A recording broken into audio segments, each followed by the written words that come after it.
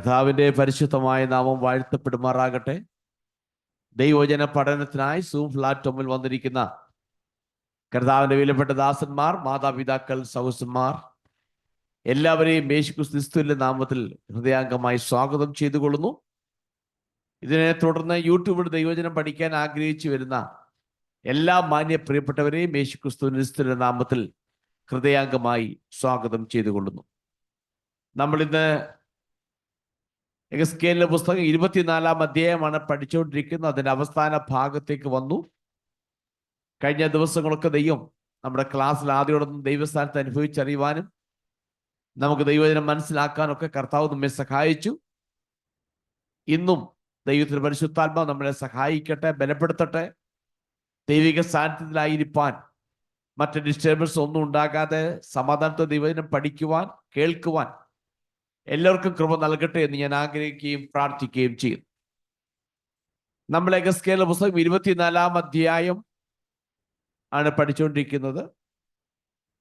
അതിൻ്റെ നാം പറഞ്ഞു നിർത്തിയ ഭാഗം എഹെസ്കേലിന്റെ ഭാര്യയെ ദൈവം എടുത്തുകൊള്ളുമെന്നും അതിൽ എഹെസ്കേൽ എങ്ങനെ പ്രതികരിക്കണമെന്നും യഹോവയായ ദൈവം എഹെസ്കേലിനോട് പറയുന്നുണ്ട്. എടുത്തു പറയുന്നുണ്ട്, ഭാര്യ ഞാൻ എടുക്കുമ്പോൾ നീ കരയരുത്, നീ മൗനമായിരുന്ന് നെടുവീർപ്പിട്ടുകൊള്ളുക എന്ന് മാത്രം പറയുന്നു. കൂടാതെ യഹൂദന്മാരുടെ ഇടയിലുള്ളതായ മരണാനന്തര ചടങ്ങുകളുണ്ട്. ദുഃഖത്തിലായിരിക്കുന്ന ജനം ചെയ്യുന്ന ചില മരണാനന്തര ചടങ്ങുകളുണ്ട്. ആ ചടങ്ങുകളൊന്നും നീ ചെയ്യാൻ പാടില്ല. ദൈവം ഈ വിധത്തിൽ എഹെസ്കേലിനോട് പറഞ്ഞു. എഹെസ്കേൽ നമുക്ക് കാണാൻ കഴിയുന്നു, യഹോവയായ ദൈവം പറഞ്ഞതുപോലെ തന്നെ എല്ലാം ചെയ്തു. നമുക്കറിയാം, ഇതിനുള്ള മുമ്പുള്ള പല അധ്യായങ്ങളിലും യഹോവയായ ദൈവം എഹെസ്കേലിനെ പല നിലകളിൽ രൂപസാദൃശ്യമായി എഹെസ്കേലിനെ ദൈവം ഉപയോഗിച്ചിട്ടുണ്ട്, മെറ്റാഫോറിക്കലായിട്ട്. അതിലൂടെ ദൈവം ചില സന്ദേശങ്ങൾ പ്രവാസത്തിലുള്ളവരെ അറിയിച്ചിട്ടുണ്ട്. അതൊന്നും എഹെസ്കേലിന് ബുദ്ധിമുട്ടുള്ളതാണെങ്കിൽ തന്നെയും സ്വന്തം ഭാര്യയെ അല്ലെങ്കിൽ ഏറ്റവും അടുത്ത് നിൽക്കുന്ന ഒരാളെ എടുത്തു മാറ്റിയിട്ട് അതിലൂടെ ഒരു സന്ദേശം ജനത്തെ അറിയിക്കുവാൻ ദൈവം ആഗ്രഹിച്ചിട്ട് ദൈവം എഹെസ്കേലിനോട് പറയുകയാണ്. സ്വന്തം ഭാര്യയെ നഷ്ടപ്പെടുത്തി ആ നഷ്ടവും ആ ദുഃഖവും എല്ലാം ഹൃദയത്തിൻ്റെ അകത്ത് കടിച്ചു പിടിച്ചിട്ട് ദൈവിക സന്ദേശം അതിലൂടെ അറിയിക്കുവാൻ ഏൽപ്പിച്ചു കൊടുക്കപ്പെടുന്ന ഒരു ദൈവ മനുഷ്യനെ നമുക്ക് കാണാൻ കഴിയുന്നുണ്ട്.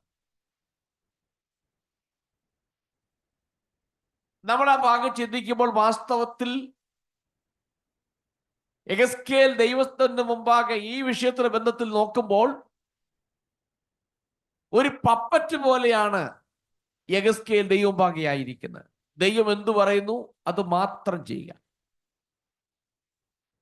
അപ്പോൾ അവന്റെ ഇച്ഛാശക്തിയെയും ഇംഗിത ശക്തി, വികാര മണ്ഡലങ്ങളെ എല്ലാം നിഷ്ക്രിയമാക്കിയിട്ട് അതിനെ ഒന്നും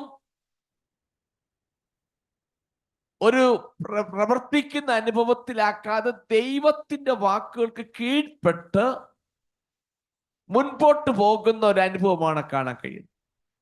അവന്റെ വികാരമണ്ഡലവും വിചാരമണ്ഡലവും ഇച്ഛാമണ്ഡലങ്ങളെല്ലാം ദൈവത്തിന് വേണ്ടി കീഴ്പ്പെട്ട് അതിനുവേണ്ടി സമർപ്പിക്കപ്പെട്ട് മുൻപോട്ട് പോകുന്ന കാണാൻ കഴിയും. അപ്പൊ ചുരുക്കി പറഞ്ഞാൽ ഒരു പപ്പറ്റിനെ പോലെയാണ് എഹെസ്കേൽ ദൈവത്തിന്റെ ആലോചന മുമ്പാകെ ചെയ്യപ്പെടും. അപ്പൊ അതിന്റെ അർത്ഥം എല്ലാറ്റിനേക്കാളും ഉപരിയായി എഹെസ്കേൽ കാണുന്നത് ദൈവത്തിന് സന്ദേശം അറിയിക്കുക, അതാണ് ഏറ്റവും വലുതായി യെഹെസ്കേൽ കാണുന്നത്. കഠിനമായ വേദനകൾ ഉണ്ടാക്കുന്നതാണ് സ്വന്തം ജീവിതത്തിൽ ഒരാൾ നഷ്ടപ്പെട്ടു പോകുമ്പോൾ. ആ വേദന സഹിച്ചും അത് മറ്റുള്ളവർ വെളിപ്പെടുത്താതെ, തന്റെ ഏറ്റവും അടുത്തൊരാൾ നഷ്ടപ്പെട്ടപ്പോൾ അവരോടുള്ള ബന്ധത്തിൽ ചെയ്യേണ്ട കാര്യങ്ങളൊന്നും ചെയ്യാതെ എങ്ങനെയും ദൈവിക സന്ദേശം ഇതിന്റെ അകത്തോട് ജനത്തെ അറിയിക്കുവാൻ വേണ്ടി ഏൽപ്പിച്ചു കൊടുക്കപ്പെടുന്ന ഒരു വ്യക്തിത്വമായിട്ടാണ് നമുക്ക് യെഹെസ്കേലിനെ കാണുവാൻ കഴിയുന്നത്.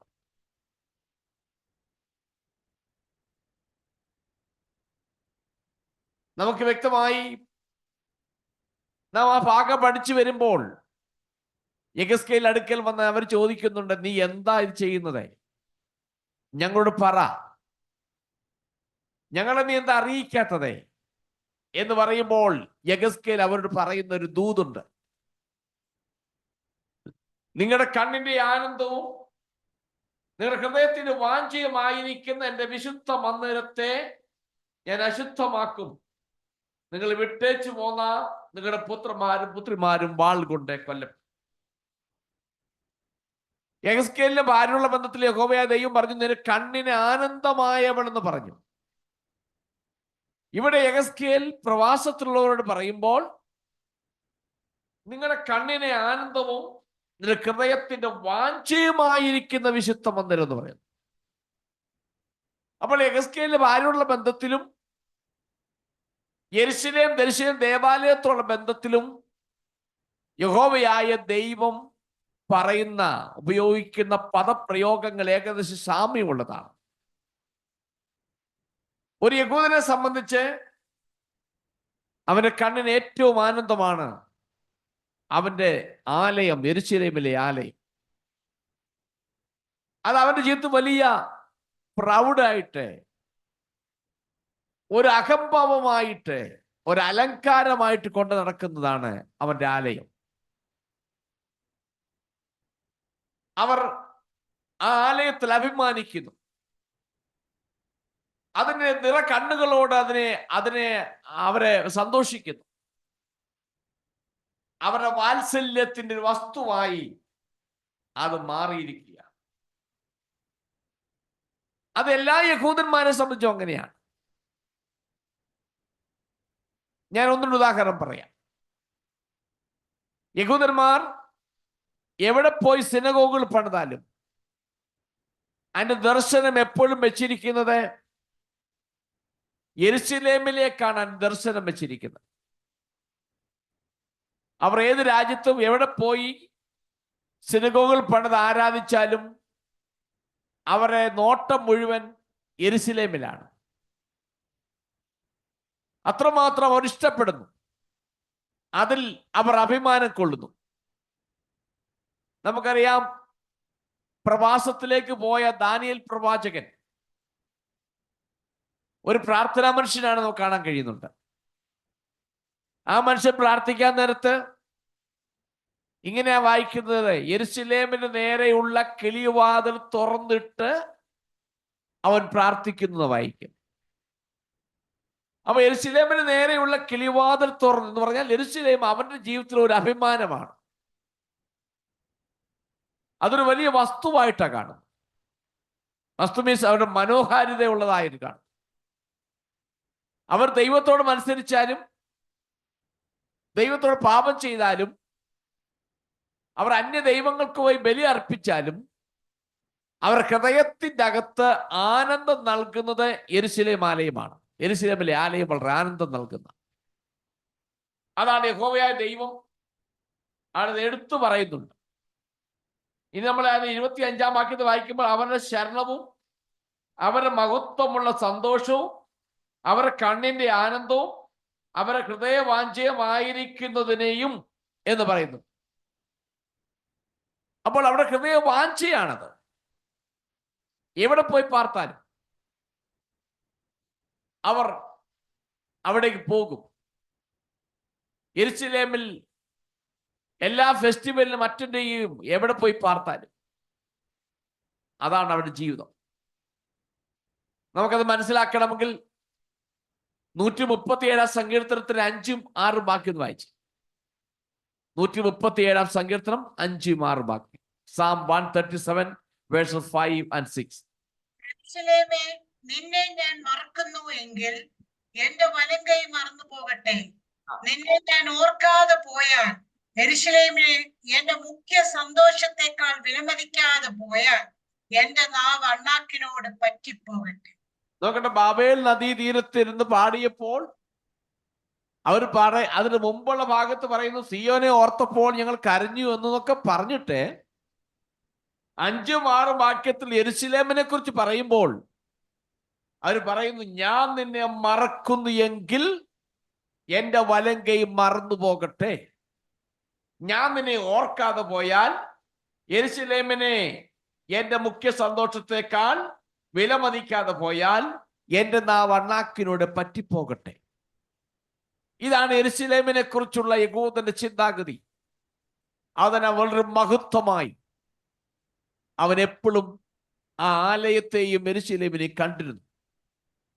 അതുകൊണ്ട് എല്ലാ യഹൂദന്മാരും യെരൂശലേമിൽ തന്നെ വീട് വെച്ച് താമസിക്കണമെന്ന് അവർ ആഗ്രഹിച്ചിരുന്നു. അപ്പൊ അത്രമാത്രം ഉള്ളതൊന്നായിരുന്നു. അതാണ് ഇപ്പോൾ യഹോവയായ ദൈവം പറഞ്ഞ് നശിപ്പിക്കുമെന്ന് പറയുന്നത്. അത് ഞാൻ നശിപ്പിക്കും. പക്ഷെ നശിപ്പിക്കുമ്പോൾ അവിടെ പറയുന്നുണ്ട്, അതിന് 21 വാക്യത്തിൽ വായിക്കുന്നു, നിങ്ങളുടെ പുത്രന്മാരെ കൊല്ലും, നിങ്ങളും അന്ന് നിങ്ങൾ അതരം മൂടാതെയും മറ്റുള്ളവർ കൊടുത്തയച്ച അപ്പം തിന്നാതെയും ഇരിക്കും. നിങ്ങളുടെ തലപ്പാവ് തലയിലും ചെരുപ്പ് കാലിലും ഇരിക്കും. നിങ്ങൾ വിലപിക്കുകയോ കരയോ ചെയ്യാതെ നിങ്ങളുടെ അകൃത്യങ്ങൾ തന്നെ ക്ഷയിച്ച് തമ്മിൽ തമ്മിൽ നോക്കി ഞരങ്ങും എന്ന് വളരെ വ്യക്തമായി പറയുന്നു.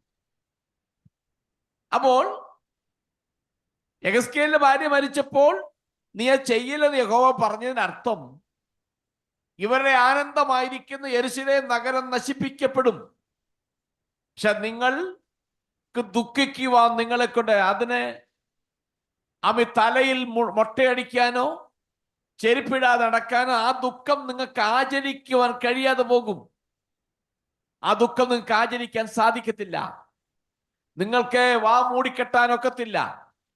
നിങ്ങളുടെ തലപ്പാവ് അണിയായിരിക്കാൻ ഒക്കത്തില്ല. നിങ്ങൾ തലപ്പാവ് അണിഞ്ഞിരിക്കും, ചെരുപ്പിട്ടിരിക്കും, മറ്റുള്ള ഭക്ഷണം നിങ്ങൾ കഴിക്കത്തില്ല എന്ന് പറഞ്ഞാൽ ദുഃഖിക്കുവാൻ, അതോർത്ത് ദുഃഖിക്കുവാൻ നിങ്ങളെ കൊണ്ട് സാധിക്കാതെ വണ്ണം നിങ്ങൾ തമ്മിൽ തമ്മിൽ നോക്കി ക്ഷയിച്ചു പോകുന്നു. മലയാളത്തിൽ പറയുമ്പോൾ അതിന്റെ ഒറിജിനൽ ഭാഷയിൽ പറയുന്നത് അവരുരുകിപ്പോകും, ഒഴുകിപ്പോകുമെന്നാ വായിക്കുന്നത്. അക്ഷരാർത്ഥത്തിൽ അവർ ഒഴുകും. നോക്കണം, അവരുടെ ഹൃദയത്തിനകത്ത് വാഞ്ചയായിരിക്കുന്ന, അത്രമാത്രം സ്നേഹിക്കുന്ന, ഈ പ്രവാസത്തിൽ പോയിരിക്കുന്ന അവർ ആ സങ്കീർത്തനം പറയുമ്പോൾ വായിക്കുന്നത്, നിന്നെ മറക്കാതെ മറന്നുപോയാൽ എനിക്ക് ഇങ്ങനെയൊക്കെ സംഭവിക്കരുത് എന്ന് പറഞ്ഞാൽ അവരുടെ ശരീരാവയവങ്ങളെക്കാൾ, ഒന്നുകൂടി പറഞ്ഞാൽ അവരെ സ്നേഹിക്കുന്നേക്കാൾ അധികമായിട്ടാണ് അവർ യെരൂശലേമിനെ സ്നേഹിച്ചുകൊണ്ടിരുന്നത്.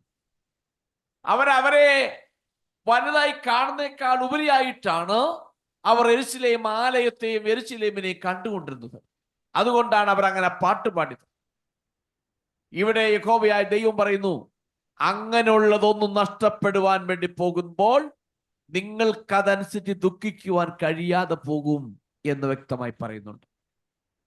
എന്താണ് ദുഃഖിക്കുവാൻ കഴിയാതെ പോകുന്നത്? അതിനെക്കുറിച്ച് നമുക്ക് മനസ്സിലാക്കണമെങ്കിൽ നമുക്ക് അടുത്ത ഭാഗത്തേക്ക് പോകാം. 25 മുതൽ 27 വാക്യങ്ങൾ ഒന്ന് വായിക്കാം. യെഹെസ്കേൽ പുസ്തകം 24 അധ്യായത്തിന്റെ 25 മുതൽ 27 വാക്യങ്ങൾ വായിക്കാം. മനുഷ്യപുത്ര, അവരുടെ ശരണവും അവരുടെ മഹത്വമുള്ള സന്തോഷവും അവരുടെ കണ്ണിന്റെ ആനന്ദവും അവരുടെ ഹൃദയ വാഞ്ചയും ആയിരിക്കുന്നതിനെയും അവരുടെ പുത്രന്മാരെയും പുത്രിമാരെയും ഞാൻ അവരിൽ നിന്ന് എടുത്തു കളയുന്ന നാളിൽ, ആ നാളിൽ തന്നെ ചാടിപ്പോകുന്ന ഒരുത്തൻ നിന്റെ അടുക്കൽ വന്ന് വസ്തുത നിന്നെ പറഞ്ഞു കേൾപ്പിക്കും. ചാടിപ്പോയവനോട് സംസാരിപ്പാൻ അന്ന് നിന്റെ വായ് തുറക്കും. നീ ഇനി മൗനമായിരിക്കാതെ സംസാരിക്കും. അങ്ങനെ നീ അവർക്ക് ഒരു അടയാളമായിരിക്കും. ഞാൻ യഹോവ എന്ന് അവർ അറിയും. ഓക്കെ, ഇവിടെ വീണ്ടും മനുഷ്യപുത്ര എന്ന് പറഞ്ഞിട്ട് ആ ആലയത്തെ കുറിച്ച് പറയുന്നു. അത് അവരുടെ ശരണമാണ്, മഹത്വവും സന്തോഷവും നൽകുന്നതാണ്, ഹൃദയത്തിന്റെ വാഞ്ചയാണ്, കണ്ണിന് ആനന്ദമാണ്. ഇതൊക്കെ ഞാൻ അതിനെ നശിപ്പിക്കാൻ വേണ്ടി പോവുകയാണ്. അവിടെ പുത്രിപുത്രന്മാരെയും അവിടെ വെച്ച് നഷ്ടപ്പെടും. എന്നാൽ നമ്മൾ 22-ാം വാക്യത്തിൽ നമ്മൾ കണ്ടു, നിങ്ങൾക്ക് ആ ദുഃഖം ആചരിക്കാൻ കഴിയാതെ നിങ്ങൾ ഉരുകിപ്പോകും. അതാണ് നമ്മൾ ചിന്തിക്കാൻ വേണ്ടി.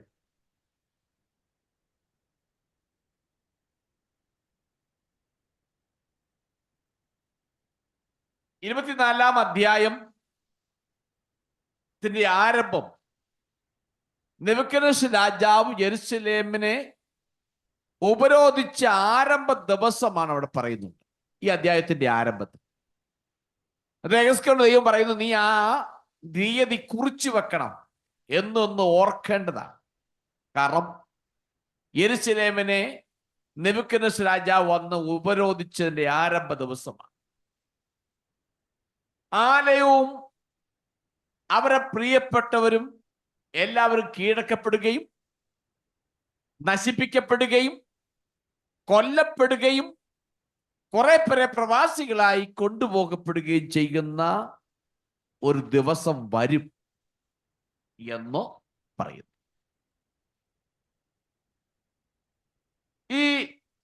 ഇവിടെ വായിക്കുന്നു, അവിടെ യുദ്ധമുണ്ടായി, ഉപരോധിച്ചു, ആ ദേവാലയം പിടിച്ചെടുത്തു, നശിപ്പിച്ചു, അവരെ പുത്രപുത്രന്മാരെ എല്ലാം കൊന്നു. എല്ലാം കഴിഞ്ഞപ്പോൾ അവധിയിൽ നിന്ന് ഒരു മനുഷ്യൻ രക്ഷപ്പെട്ട് ഓടിച്ചത്. രക്ഷപ്പെട്ടിട്ട് അദ്ദേഹം ഓടിച്ചെല്ലുന്ന പ്രവാസികളിടയിൽ ആ സന്ദേശം അറിയിക്കുവാൻ വേണ്ടി എത്തുകയും ചെയ്യുമെന്നാണ് ഇവിടെ വായിക്കുന്നത്. ആ വ്യക്തിക്ക് യെഹെസ്കേലിന്റെയും മറ്റ് പ്രവാസികളുടെയും അടുക്കൽ എത്തിച്ചേരണമെങ്കിൽ ഒരുപാട് ദൂരം യാത്ര ചെയ്യാനുണ്ട്. യെരൂശലേമിൽ നിന്ന് ബാബിലോൺ വരെ പോകണം, കേബാർ നദിയുടെ തീരം വരെ പോകണം. ഓടിപ്പോവുകയാണ്, രക്ഷപ്പെട്ട് ഓടിപ്പോവുകയാണ്. 15 വേദപണ്ഡിതന്മാർ പറയപ്പെടുന്നത് ഈ സംഭവം നടന്നതിന് ശേഷം, അതായത് യെരൂശലേം ദേവാലയം നശിപ്പിച്ച് ആ സംഭവം കഴിഞ്ഞ് ഏകദേശം 6 മാസം എടുക്കും ആ വ്യക്തി ആ സന്ദേശമായി ബാബിലോണിൽ എത്തിച്ചേരുവാൻ. അപ്പോൾ യെരൂശലേം ദേവാലയം നശിപ്പിക്കപ്പെട്ട് ശേഷം 6 മാസം കഴിഞ്ഞാണ് ഈ സന്ദേശം അറിയിക്കേണ്ട വ്യക്തി എത്തിച്ചേരുകയും സന്ദേശം അറിയിക്കുകയും ചെയ്യുന്നത്. അതുകൊണ്ട് ആ വിധത്തിൽ ലേറ്റായിട്ടാണ് ഈ സന്ദേശം അവരുടെ ഇടയിൽ എത്തിച്ചേരുന്നത്. അതുകൊണ്ട് അതാണ് ഇവിടെ പറഞ്ഞത്, നിങ്ങൾക്ക് അത് ഓർത്ത് ദുഃഖിക്കുവാൻ നിങ്ങളെ കൊണ്ട് കഴിയത്തില്ല, ദുഃഖം ആചരിക്കാൻ കഴിയാതെ പോകും. കാരണം ഇവരിത് അറിയുമ്പോഴേക്കും അവിടെ സംഭവങ്ങൾ മുഴുവൻ നടന്നു കഴിഞ്ഞു. ഇനി അവിടെ ഒന്നും ശേഷിപ്പില്ല. കാരണം അവർ വലിയ പ്രൗഢിയായിട്ട് കാത്തു വെച്ചുകൊണ്ടിരിക്കുക. അങ്ങനെ ഇരിക്കുമ്പോഴാണ് ഇതെല്ലാം നഷ്ടപ്പെട്ടതിന് ശേഷം 6 മാസം കഴിയുമ്പോൾ ഒരു വ്യക്തി വന്ന് പറയുമ്പോൾ അവർക്ക് പരസ്പരം നോക്കി അവർ ഹൃദയത്തിൻ്റെ അകത്ത് ഉരുകിപ്പോവുകയല്ലാതെ ആ ദുഃഖം ഒന്ന് ആചരിക്കുവാൻ അവരെ കൊണ്ട് സാധിക്കാതെ പോയി എന്ന് വ്യക്തമായി മനസ്സിലാക്കാൻ കഴിയും. ഇനി മറ്റൊരു കാര്യം, അതാണ് ഇവിടെ പറഞ്ഞർത്ഥം. അവരെ കൊണ്ട് തലപ്പാവ് ധരിക്കാതെയും ചെരുപ്പിടാതെയും വായ് മൂടാതെയും ഇരിക്കാൻ നിങ്ങൾക്ക് കഴിയത്തില്ല എന്നാ നിങ്ങൾ കേൾക്കുമ്പോൾ പരസ്പരം നോക്കി ഉരുകിപ്പോകുന്നു പറയാനുള്ള കാരണം, ഈ സംഭവം നടന്നു കഴിഞ്ഞ് ഏകദേശം 6 മാസം കഴിയുമ്പോഴാണ് ഈ സന്ദേശം അവിടെ എത്തുന്നത്. അപ്പോഴേക്കും ഇത് കേട്ടിട്ട് അവർ ഉരുകിപ്പോകുകയല്ലാതെ അതൊരു ഇനിഷ്യേറ്റീവ് എടുത്ത് അതിന്റെ മേൽ ദുഃഖം ആചരിക്കുവാനോ അല്ലെങ്കിൽ ഒന്നും അവരെ കൊണ്ട് കഴിവില്ലാതെ പോയി. അവർ ഉരുകിപ്പോയി, അവർ ബലം ക്ഷയിച്ചു പോയി, അവർ ഒഴുകിപ്പോയി എന്ന വ്യക്തമായും ദൈവജനത്തിൽ രേഖപ്പെടുത്തിയിരിക്കുന്നു. ഇനി മറ്റൊരു കാര്യം, ഈ മനുഷ്യൻ വന്ന് പറയുമ്പോൾ അവിടെ ഒരു അത്ഭുതം നടന്നു. ആണ് 27-ാമത്തെ വാക്യം. ചാടിപ്പോയവനോട് സംസാരിപ്പാൻ അന്ന് ഞാൻ നിന്റെ വായ് തുറക്കും, നീ ഇനി മൗനമായിരിക്കാതെ സംസാരിക്കും. യെഹെസ്കേൽ പ്രവചനം 3-ാം അധ്യായത്തിന്റെ 26-27 വാക്യം വായിച്ച്. യെഹെസ്കേൽ ചാപ്റ്റർ 3 verses 26 and 27. നീ ഊമനായി അവർക്ക് ശാസകനാകാതിരിക്കേണ്ടതിന് ഞാൻ നിന്റെ നാവിനെ നിന്റെ അണ്ണാക്കിനോട് പറ്റുമാറാക്കും. അവർ മത്സരഗൃഹമല്ലോ. ഞാൻ നിന്നോട് സംസാരിക്കുമ്പോൾ ഞാൻ നിന്റെ വായ് തുറക്കും. നീ അവരോട് യഹോവയായ കർത്താവ് ഇപ്രകാരം അരുളി ചെയ്യുന്നുവെന്ന് പറയണം. കേൾക്കുന്നവൻ കേൾക്കട്ടെ, കേൾക്കാത്തവൻ കേൾക്കാതെ ഇരിക്കട്ടെ. അവർ മത്സരഗൃഹമല്ലോ. ആ 3-ാം അധ്യായത്തിൽ അന്ന് അവന്റെ വായ് അടഞ്ഞതാ.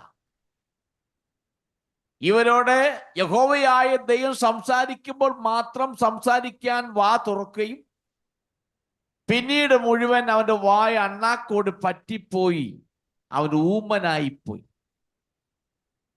എന്നാൽ സന്ദേശങ്ങൾ അറിയിച്ചത് മുഴുവൻ നമുക്കറിയാം രൂപസാദൃശ്യമായിട്ടാണ്, മെറ്റഫോറിക്കലായിട്ട് അറിയിച്ചുകൊണ്ടേ, വാക്കുകളിലൂടെയല്ല, അല്ലാതെ അറിയിച്ചുകൊണ്ടിരുന്നത്.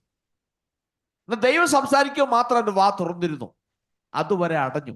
ഇപ്പോൾ ആ അടഞ്ഞ വാ ഇപ്പോൾ തുറന്നു. ഇപ്പോൾ വീണ്ടും യെഹെസ്കേൽ സംസാരിക്കാൻ തുടങ്ങാൻ വേണ്ടി പോവുകയാണ്. ആ സംസാര ശേഷി തിരികെ കിട്ടാൻ വേണ്ടി പോവുകയാണ്. യഹോവ ഇസ്രായേലിന്റെ ദൈവമാണെന്ന് പ്രവാസികൾ അറിയത്തക്ക നിലയിൽ ഒരു വലിയ പ്രവർത്തനത്തിലേക്ക് അത് നീങ്ങുകയാണ്. ഈ അവിടെ വായിക്കുന്നു, നീ അവർക്കൊരു അടയാളമായിരിക്കും, ഞാൻ യഹോവ എന്ന് അവർ അറിയും. ആ പദം കൂടെ ഈ പുസ്തകത്തിലുടനീളം നമുക്ക് ആ പദപ്രയോഗം കാണാൻ കഴിയും. യെരൂശലേമിന്റെ പതനത്തിനായി ഏതു സമയം അത് നടക്കും, യഹോവയായ ദൈവം അത് പറഞ്ഞിട്ടുണ്ട്.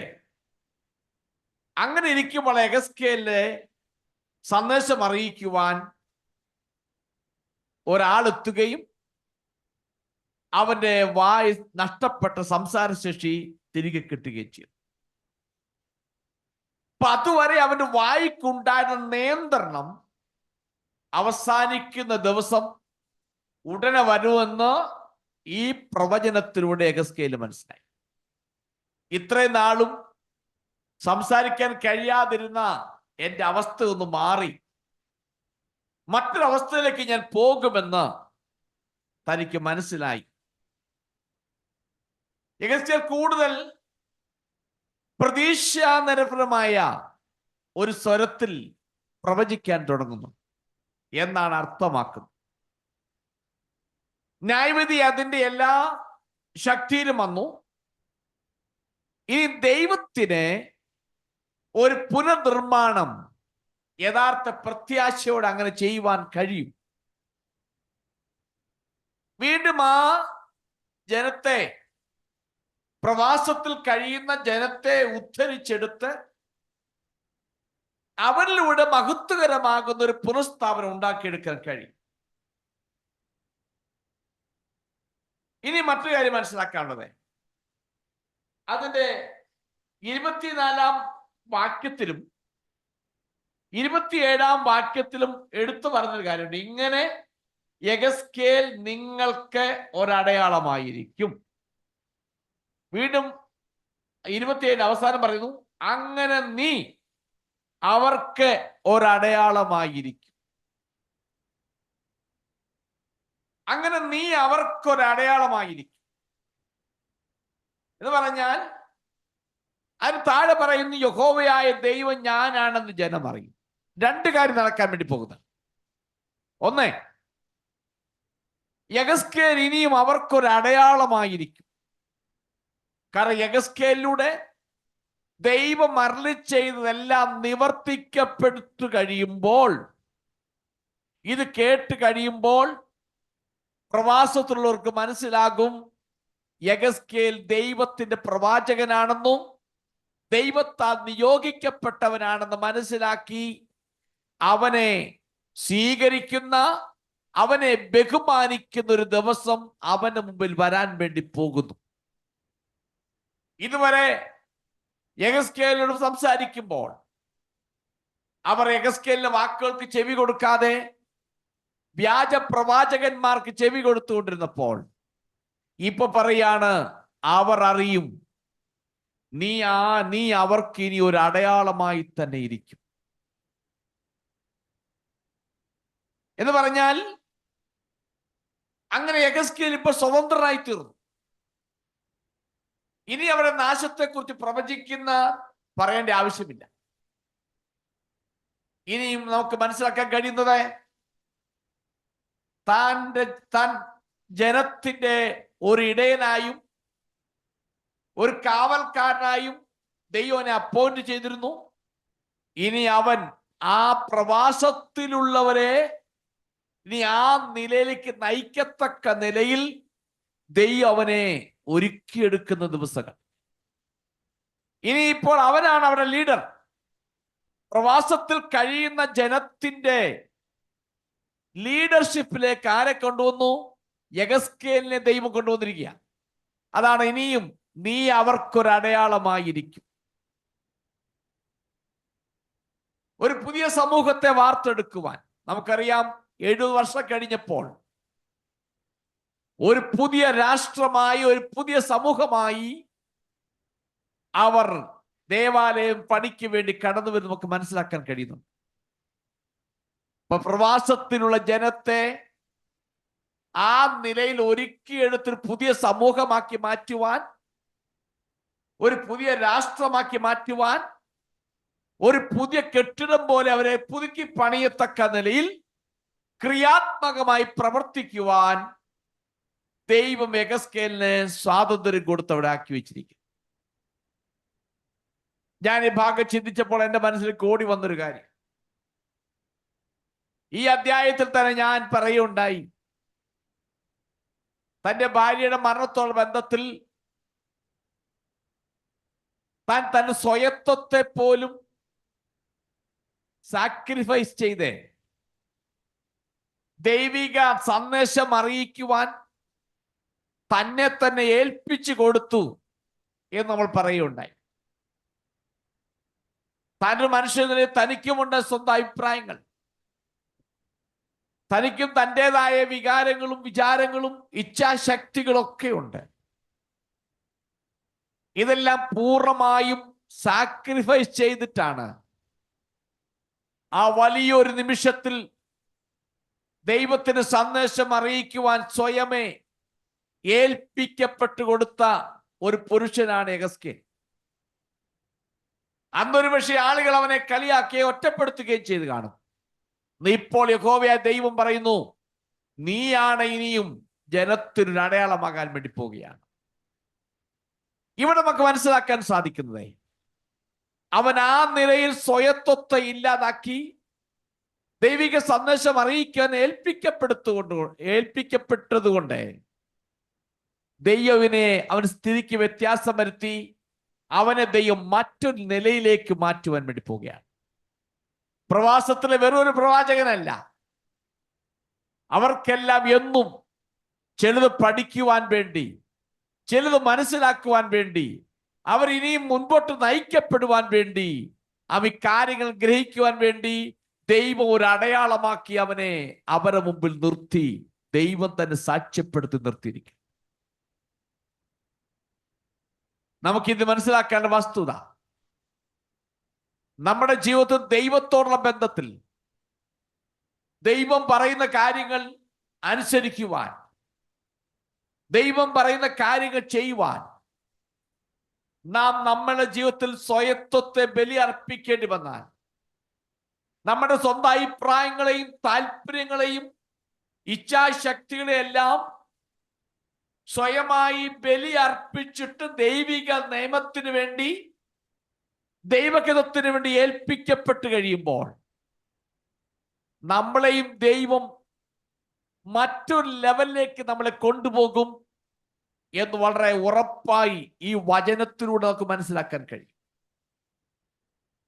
നമുക്കറിയാം, യേശു കർത്താവിനെ കുറിച്ച് പറയുമ്പോൾ ഫിലിപ്പിയിലെ പൗലോസ് ഇങ്ങനെ പറയുന്നു: തന്നെത്താൻ ത്യജിച്ചു, ക്രൂശിലെ മരണത്തോളം അനുസരണമുള്ളവനായി തീർന്നു.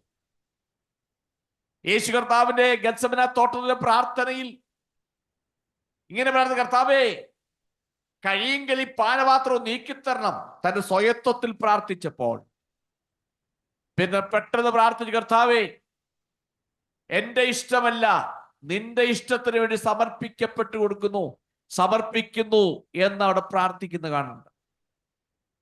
പിതാവായ ദൈവത്തിന്റെ ഹിതത്തിന് വേണ്ടി പൂർണ്ണമായും സമർപ്പിക്കപ്പെടുന്ന ഒരു പുത്രനായ ക്രിസ്തുവിനെ കാണാൻ കഴിയുന്നുണ്ട്. അതുകൊണ്ട് യേശു കർത്താവ് ഈ ഭൂമിയിൽ ആയിരുന്നപ്പോൾ ഇങ്ങനെ പറഞ്ഞു: ഒരുവൻ എന്നെ അനുഗമിക്കുവാൻ ഇച്ഛിച്ചാൽ അവൻ തന്നെത്താൻ ത്യജിക്കണം, സെൽഫ് ഡിനൈഡ്, എന്നിട്ട് എന്റെ ക്രൂശ് എടുത്ത് ചുമക്കണം. ഇതാണ് ഒരു ശിഷ്യത്വത്തിന്റെ അടയാളം. അതാണ് തന്നെത്താൻ ത്യജിക്കുക, അനുസരണമുള്ളവനായി ദൈവഹിതത്തിന് വേണ്ടി സമർപ്പിച്ചു കൊടുക്കുക. അതാണ് യഥാർത്ഥ ശിഷ്യന്റെ മനോഭാവം. അങ്ങനെ യേശു കർത്താവ് ചെയ്തപ്പോൾ പൗലോസ് ലേഖനത്തിൽ കുറെ ഭാഗം ഇങ്ങനെ വായിക്കുന്നു: ദൈവം ഏറ്റവും ഉയർത്തി സകല നാമത്തിന് മേലായ നാമം നൽകി അവന് ഉയർത്തിയെന്ന് അവിടെ വ്യക്തമായി കാണാൻ കഴിയുന്നു.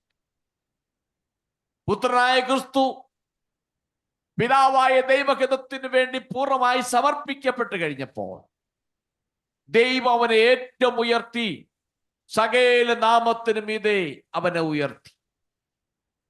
ഇവിടെ എഗസ്കേൽ ജീവിതത്തിൽ തന്റെ സ്വയത്വത്തെ എല്ലാം മാറ്റിവെച്ച് ദൈവഹിതത്തിന് വേണ്ടി, ദൈവത്തിന്റെ ആലോചനയ്ക്ക് വേണ്ടി കീഴ്പ്പെട്ട് കഴിഞ്ഞതുകൊണ്ട് ആ നോക്കണം, യെരൂശലേം നശിച്ചു പോയാലും, യഹൂദന്റെ ആയിരിക്കുന്ന ആനന്ദ വസ്തു നഷ്ടപ്പെട്ടു പോയാലും, അവരെല്ലാം ഹൃദയത്തിന്റെ അകത്ത് ഒഴുകിപ്പോയാലും യെഗസ്കേൽ ഉരുകുകയില്ല. യെഗസ്കേൽ അവരുടെ നടുവിൽ ഒരു അടയാളമായി ദൈവം നിർത്തിയിരിക്കുന്നു. അങ്ങനെയെങ്കിൽ ഈ നഷ്ടപ്പെടുന്ന തലമുറ നടുവിൽ ദൈവിക വചനത്തിനും ദൈവത്തിനും വിരുദ്ധമായി പ്രവർത്തിക്കുന്ന, മത്സരിക്കുന്ന ഈ തലമുറ നടുവിൽ ദൈവവചനത്തിന് പ്രാധാന്യത കൊടുത്ത് ദൈവഹിതത്തിന് വേണ്ടി നാം നമ്മെ തന്നെ സമർപ്പിക്കപ്പെട്ട് മുന്നോട്ട് പോയാൽ ദൈവം നമ്മയും ചിലരുടെ നടുവിൽ അടയാളമായി നിർത്തും എന്നൊരു യാഥാർത്ഥ്യം ഈ രാത്രി ഓർത്തുകൊള്ളണം. അതുകൊണ്ട് ദൈവത്തിന് കൂടുതൽ പ്രാധാന്യം കൊടുക്കാം. ദൈവത്തെ സ്നേഹിക്കുന്നതിന്, ദൈവത്തിന്റെ ആലോചന അനുസരിക്കുന്നതിന്, ദൈവത്തിന് പൂർണ്ണമായി കീഴ്പ്പെടുന്നതിന് ഒന്നും നമുക്ക് തടസ്സമായി നമ്മൾ കാണല്ലേ. അതിനെല്ലാം ബലി അർപ്പിക്കേണ്ടതാൽ സാക്രിഫൈസ് ചെയ്തിട്ട് ദൈവഹിതത്തിന് വേണ്ടി പൂർണ്ണമായി സമർപ്പിച്ചു കൊടുക്കുവാൻ ദൈവത്തിന്റെ ആത്മാവ് നമ്മെ സഹായിക്കട്ടെ എന്ന് ഞാൻ പറഞ്ഞുകൊണ്ട് ഈ അധ്യായം ഞാനവിടെ അവസാനിപ്പിക്കുകയാണ്. നമുക്കിനിയും 25-ാം അധ്യായത്തിലേക്ക് നമുക്ക് പ്രവേശിക്കാം. ഈ 25-ാം അധ്യായം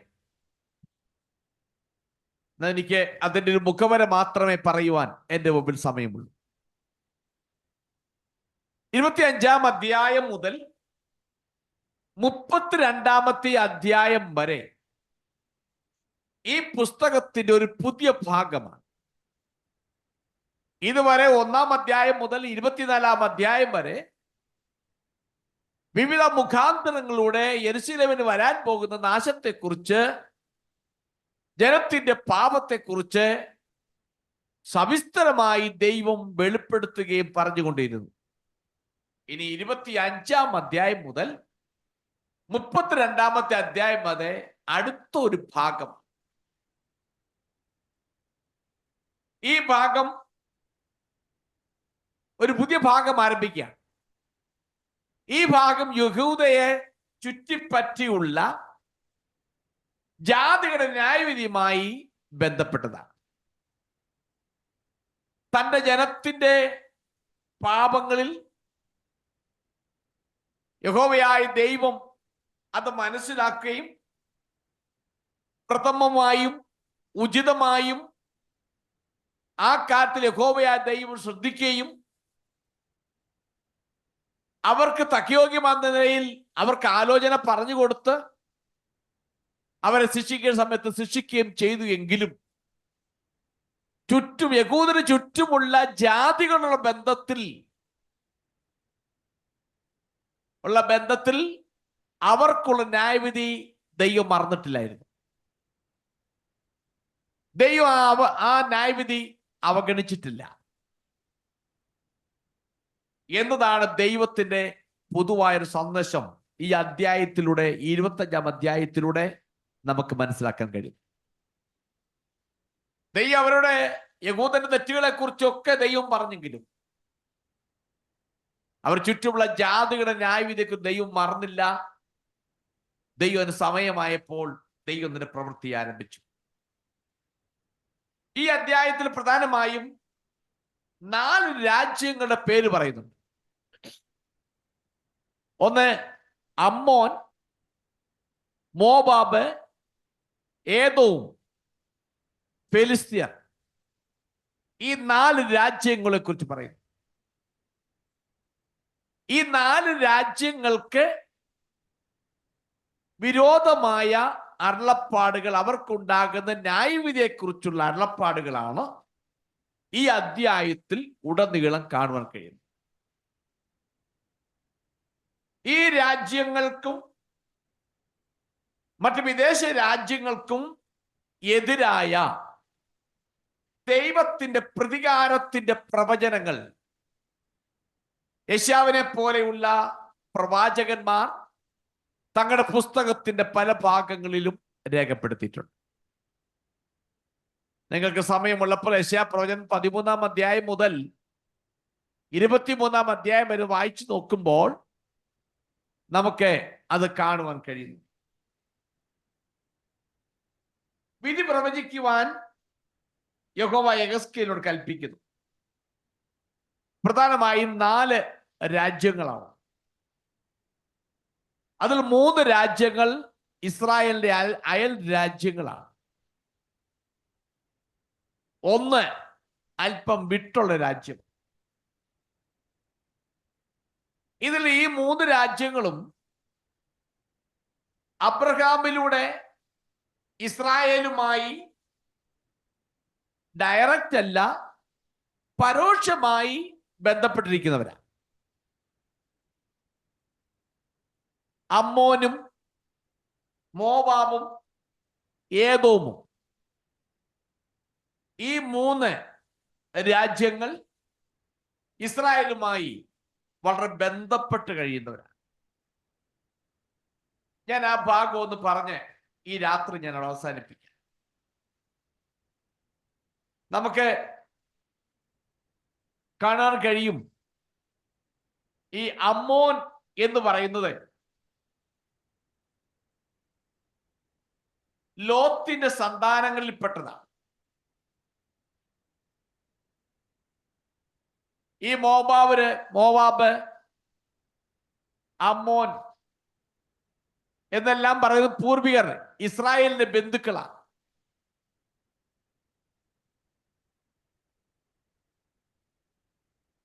നമുക്ക് അതിലെ 1-ാമത്തെ വാക്യം ഒന്ന് വായിച്ച്, 1-2 വാക്യം. യഹോവയുടെ അരുളപ്പാട് എനിക്കുണ്ടായത് എന്തെന്നാൽ, മനുഷ്യപുത്ര, നീ അമ്മോന്യരുടെ നേരെ മുഖം തിരിച്ച് അവരെ കുറിച്ച് പ്രവചിച്ച് അമ്മോന്യരോട് പറയേണ്ടത്, യഹോവയായ കർത്താവിന്റെ വചനം കേൾപ്പീൻ. മതി.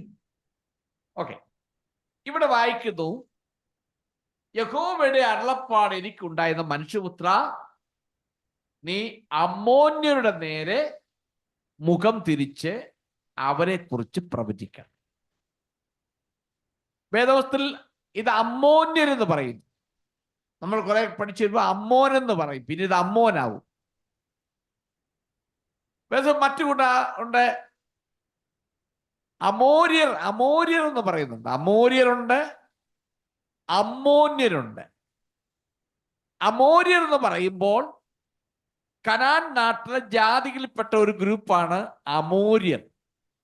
എന്നാൽ അമ്മോന്യർ അതല്ല.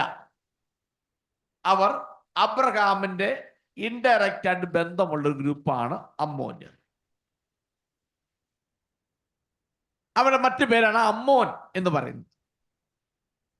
അമ്മോന്റെ സ്ഥലം എന്ന് പറയുന്നത് യഹൂദയുടെ വടക്ക് കിഴക്ക് നോർത്ത് ഈസ്റ്റ് ഭാഗങ്ങളിൽ സ്ഥിതി ചെയ്യുന്ന രാജ്യമാണ്. യോർദാൻ നദിയുടെ കിഴക്ക് ഭാഗത്തുള്ള മരുഭൂമിയുടെ അരികിലായിരുന്നു ഇവരുടെ സ്ഥാനം. മോവാബ് എന്ന രാജ്യത്തിന്റെ വടക്ക് ഭാഗത്താണ് സ്ഥിതി ചെയ്യുന്നത്. അർണോൻ എന്ന് പറയുന്ന നദിയും യബോക് എന്ന് പറയുന്ന നദിയുടെയും നടുവിലായിട്ടാണ് ഈ അമ്മോൻ എന്ന് പറയുന്ന സ്ഥലം, അവർ സ്ഥലം സ്ഥിതി ചെയ്യുന്നു.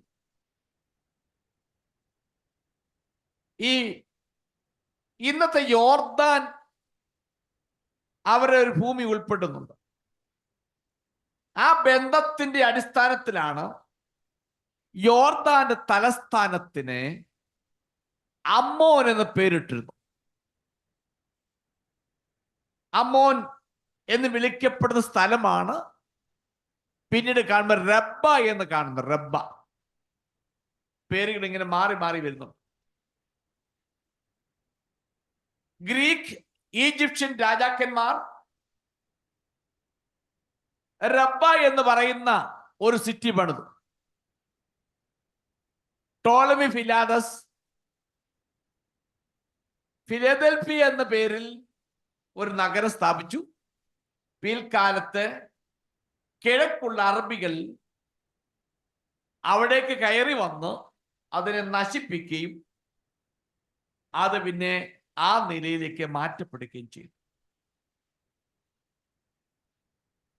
നമുക്ക് ഈ ഭാഗമാണ് നമുക്ക് കാണാൻ കഴിയുന്നത്. ഇവിടെ എന്തുകൊണ്ടാണ് യഹോവയായ ദൈവം ഇവരെ ശിക്ഷിക്കാനുള്ള കാരണമെന്ന് അതാണ് ഈ ഭാഗത്ത് വ്യക്തമായി പറയുന്നത്. ഏകദേശം BC 600 യഹൂദക്കെതിരെ പോരാടുവാൻ അമ്മോൻ ബാബിലോൺകാരെ സഹായിച്ചിരുന്നു, അവരോട് ചേർന്നിരുന്നു. 2 രാജാക്കന്മാരുടെ പുസ്തകം 24-ാമത്തെ അധ്യായം 2-ാമത്തെ വാക്യം വായിച്ച്. അപ്പോൾ യഹോവ കൽദേയരുടെ പടക്കൂട്ടങ്ങളെയും ആരാമ്യർ, മോവാബ്യർ, അമോന്യർ എന്നിവരുടെ പടക്കൂട്ടങ്ങളെയും അവന്റെ നേരെ അയച്ചു. പ്രവാചകന്മാരായ തന്റെ ദാസന്മാർ മുഖാന്തരം യഹോവ അരുളി ചെയ്തിരുന്ന വചനപ്രകാരം അവൻ അവരെ യഹൂദയെ നശിപ്പിക്കത്തക്കവണ്ണം അതിന്റെ നേരെ അയച്ചു. ഓക്കെ, നമുക്ക് അവിടെ കാണാൻ വായിക്കുന്നുണ്ട് അമ്മോന്യരും വന്നു. അപ്പോൾ ബാബിലോൺകാർ ഇവരെ നശിപ്പിക്കാൻ വേണ്ടി വന്നപ്പോൾ ഈ പളജനത്തിന്റെ കൂടെ അമ്മോന്യരും കൂടെ ചേർന്നിട്ടാണ് ഇസ്രായേൽ നേരെ അവരെ ആക്രമിക്കാൻ വേണ്ടി വരുന്നത്. ഞാൻ ഈ ഭാഗം അവിടെ നിർത്താൻ വേണ്ടി പോവുകയാണ്. ഞാൻ ഇതിൽ നിന്ന് ഒരു കാര്യം പറഞ്ഞു നിർത്താം. ഇവിടെ നോക്കണം, BC 600 ബാബിലോൺ ആക്രമിക്കാൻ വന്ന കൂട്ടത്തിൽ സപ്പോർട്ടിന് വന്ന അമ്മോന്യര്. പക്ഷെ ദൈവം അതൊന്നും മറന്നില്ല. ദൈവം അതെല്ലാം കുറിച്ചു വെച്ചിരുന്നു. ദൈവത്തിന് സമയമായപ്പോൾ ദൈവം തൻ്റെ കരം, ശിക്ഷയുടെ കരം ജനത്തിന് വേണ്ടിയിട്ട്. കാരണം ഒന്ന്, ഇവരെ സപ്പോർട്ട് ചെയ്ത് യുദ്ധത്തിന് വേണ്ടി സപ്പോർട്ട് ചെയ്തു. അടുത്തുള്ള കാരണങ്ങൾ ഞാൻ അടുത്ത ആഴ്ച ഇതിനകത്ത് വ്യക്തമായി പറയുന്നുണ്ട്. പല നിലകളിലും ദൈവജനത്തിന്റെ നാശത്തിനും ദൈവജനം അധപ്പതിച്ചപ്പോൾ വിശുദ്ധ മന്ദിരം ആക്രമിക്കപ്പെട്ടപ്പോൾ, ജനം പ്രവാസികളായി പോയപ്പോൾ ഹൃദയത്തിനകത്ത് ആഹ്ലാദിച്ച് സന്തോഷിച്ച ഗ്രൂപ്പാണ് അമ്മോന്യർ. അതുകൊണ്ട് ദൈവം തന്റെ ന്യായവിധിയുടെ കരം അമ്മോന്റെ മേൽ നീട്ടുകയാണ്. നാം ഒരു യാഥാർത്ഥ്യം മനസ്സിലാക്കേണ്ടത്, ദൈവത്തിൽ എങ്ങനെ പറയുന്നു, നിങ്ങളെ തൊടുന്നവൻ എന്റെ കണ്ണിന്റെ കൃഷ്ണമണിയെ തൊടുന്നു. ഇസ്രായേൽ ദൈവത്തിന് വിരോധമായി അവർ ദൈവിക കൽപ്പനകളെ അവർ വേണ്ടത് പ്രമാണിച്ചില്ലെങ്കിലും, അവരുടെ പിതാക്കന്മാരുടെ ദൈവം ചെയ്ത ഉടമ്പടിയുടെ അടിസ്ഥാനത്തിൽ ദൈവജനത്തെ തൊട്ടപ്പോൾ ദൈവം അന്ന് മൗനമായിരുന്നെങ്കിലും പിന്നീട് ദൈവം തന്റെ പ്രവൃത്തി ആരംഭിച്ചതായിട്ട് കാണാൻ കഴിയുന്നുണ്ട്. നോക്കണം, ദൈവത്തിന് വിരോധമായി അവർ മത്സരിച്ച ഗ്രൂപ്പിലാണ്. എന്നാൽ കാലങ്ങൾ ചെയ്ത് കഴിഞ്ഞപ്പോൾ ആ ശത്രുക്കളോട് ദൈവം തന്നെ ന്യായവിധി അയക്കുന്നത് കാണുന്നു. ഇന്ന് രാത്രി ദൈവമക്കൾ ഓർത്തുകൊള്ളണം, നമ്മുടെ ജീവിതയാത്രയിൽ പല നിലത്തിലായ കാര്യങ്ങൾ വരും, ചലഞ്ചസ് വരുമ്പോൾ നമ്മൾ മൗനമായി മുൻപോട്ട് പോയാൽ മാത്രം മതി. ദൈവം ഇടപെടേണ്ട സമയത്ത് ദൈവം ഇടപെട്ട് തൻ്റെ പ്രവൃത്തി ദൈവം തെളിയിക്കും. അത് യാഥാർത്ഥ്യമാണ്. നമ്മൾ പകരം ചോദിക്കുവാനും നമ്മൾ കുറ്റപ്പെടുത്തുവാനും ചോദ്യം ചെയ്യുവാനൊന്നും പോകേണ്ട ആവശ്യം നമുക്കില്ല. യഹോവ ദൈവം പറഞ്ഞ പ്രതികാരം എനിക്കുള്ളത്, ഞാൻ പകരം ചെയ്യും. അതുകൊണ്ട് ദൈവകരങ്ങളിൽ നമുക്ക് ഏൽപ്പിച്ച് പ്രാർത്ഥിക്കാം. നിങ്ങളെ ആരെങ്കിലും മാനസികമായി ഉപദ്രവിക്കുന്നുണ്ടെങ്കിൽ, നിങ്ങളെ ഏതെങ്കിലും വിധത്തിൽ നിങ്ങളെ പ്രവർത്തനങ്ങളെ ശല്യപ്പെടുത്തുന്നുണ്ടെങ്കിൽ, നിങ്ങളെ ഡെയിലി ഏതെങ്കിലും വിധത്തിൽ നിങ്ങളെ ആക്ഷേപിക്കുകയും പരിഹസിക്കുകയും ചെയ്യുന്നുണ്ടെങ്കിൽ, നിങ്ങൾ മൗനമായിരുന്ന് ന്യായമായി വിധിക്കുന്നുവെങ്കിൽ കാര്യം പരമേൽപ്പിച്ചാൽ മാത്രം മതി. ദൈവം തന്റെ പ്രവൃത്തി സമയത്ത് ചെയ്തുകൊണ്ട് അവർ കർത്താവ് പറഞ്ഞു, നിങ്ങളെ ഉപദ്രവിക്കുന്നവർക്ക് വേണ്ടി പ്രാർത്ഥിപ്പീൻ, അവരെ ശപിക്കാതെ അവരെ അനുഗ്രഹിച്ച് പ്രാർത്ഥിപ്പീൻ. നമുക്ക് ആ നിലയിൽ പ്രാർത്ഥിക്കുവാൻ ദൈവത്തിന് ആത്മാവ് കൃപ നൽകട്ടെ. അതിനായി ദൈവം സഹായിക്കട്ടെ എന്ന് പറഞ്ഞുകൊണ്ട് എന്റെ വാക്കുകൾ അവസാനിപ്പിക്കുന്നു. ദൈവം നിങ്ങളെല്ലാവരെയും അനുഗ്രഹിക്കുമാറാകട്ടെ.